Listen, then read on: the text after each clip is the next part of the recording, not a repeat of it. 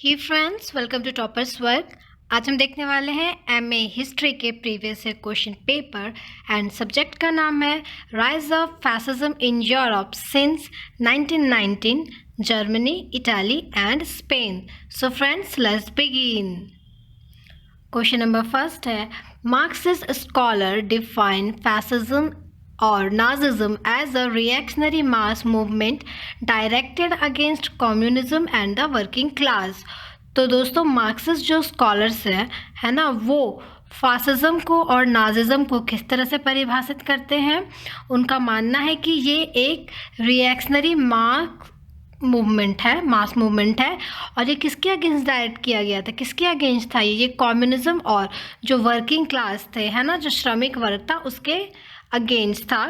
Does Marxism provide a comprehensive analysis of fascism and Nazism. क्या ये जो मार्क्सवाद है ये फासीवाद और जो नाजिज्म है उसका क्या एक व्यापक विश्लेषण प्रस्तुत करता है। सो फ्रेंड्स, ये था हमारा क्वेश्चन नंबर फर्स्ट। तो हम यहाँ देखते हैं कि मार्क्सिस्ट का आपसे पूछ लिया है ना, उनका एक तरह से आप कह सकते हो उनका जो थ्योरी है वो पूछ लिया गया है नाजिज्म और फासिज्म के कंटेक्स्ट में। सो फ्रेंड्स, अगर आपको इस पर पूरे अच्छी तरह से मैटर है आपके पास तैयार, आप तभी अटेम्प्ट करना, वरना इस क्वेश्चन में बिल्कुल भी रिस्क मत लेना, क्योंकि मार्क्सिस्ट पे है और आपको पूरे 8 पन्ने इसी पर लिखने हैं। सो नेक्स्ट देखते हैं question number 2। How far was the Versailles Treaty responsible for the growth of ultranationalism and Nazism in Germany during the 1920s and early 1930? यहाँ पर आपसे पूछा है दोस्तों कि 1920 और जो 1930 के जो आरंभिक जो टाइम था, उस समय जर्मनी में, है ना, अल्ट्रा नेशनलिज्म यानी कि अति राष्ट्रवाद और जो नाजिज्म था उसके विकास में, उसका विकास जो है ना वो ट्रीटी ऑफ वर्साइल्स यानी वर्साई की जो संधि हुई थी उसके वजह से हुआ था। ठीक है, तो आपको कहाँ तक ये लगता है आपको ये बताना है। ठीक है, आपको यहाँ पे ये पूछा गया है कि ट्रीटी ऑफ वर्साइल्स जो थी वो कहाँ तक रिस्पॉन्सिबल है इस चीज़ के लिए, अल्ट्रा नेशनलिज्म और नाजिज्म इन जर्मनी के लिए। नेक्स्ट देखते हैं question number 3। What cause the formation of the German communist party, जिसका नाम था KPD, in January 1990। Do you think Germany was close to communist revolution immediately after the first world war. यहाँ पे आपसे पूछा गया है कि जनवरी 1919 में जो जर्मन की कम्युनिस्ट पार्टी थी उसके निर्माण का कारण क्या था, है ना, ये पार्टी क्यों बनी। एंड फिर आपसे पूछा है कि आपके विचार में जर्मनी प्रथम विश्व युद्ध के तुरंत बाद साम्यवादी क्रांति के निकट था। तो ये आपके विचार पूछा है दोस्तों, आपके जो भी विचार है आपको यहाँ पर वो लिखना है, एंड आप फ्री होते हो दोस्तों अपने विचार लिखने के लिए। ठीक है, नेक्स्ट देखते हैं question number 4। Do you agree that the fear of communism United the conservatives, big business and the middle class in favor of fascism in Italy after World War First? Answer with reference to the context।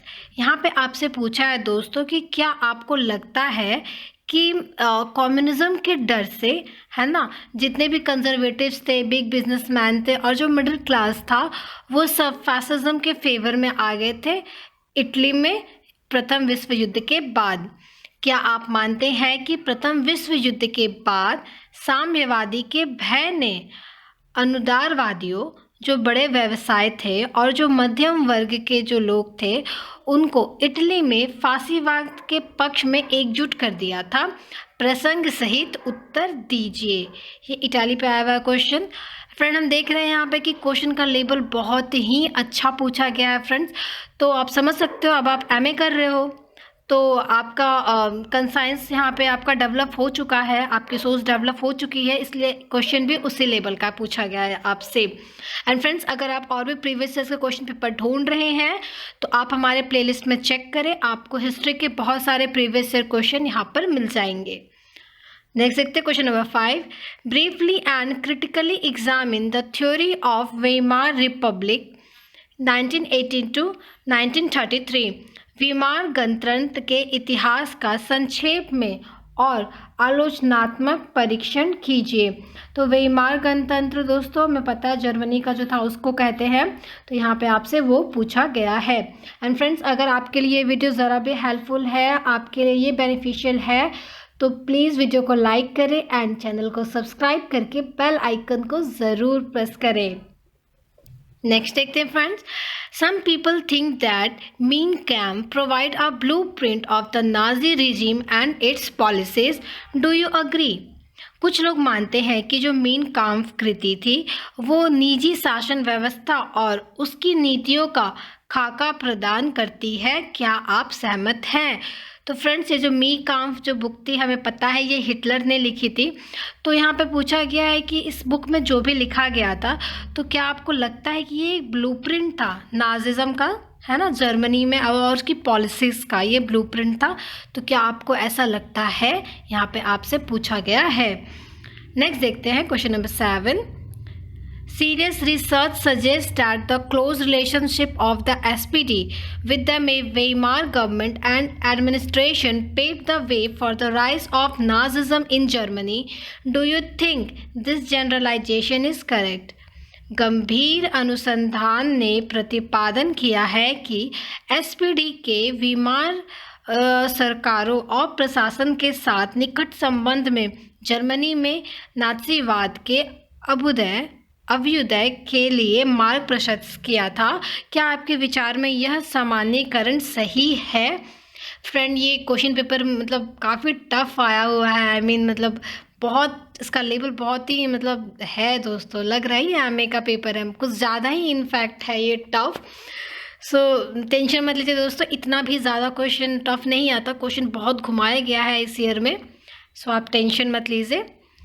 सो हम next देखते हैं। And friends, I hope अभी तक आप video को like भी कर चुके होंगे एंड चैनल को सब्सक्राइब भी कर चुके होंगे। सो हम नेक्स्ट देखते हैं दोस्तों क्वेश्चन नंबर 2। आपको यहाँ पे शॉर्ट नोट लिखने हैं किन्हीं भी दो पर।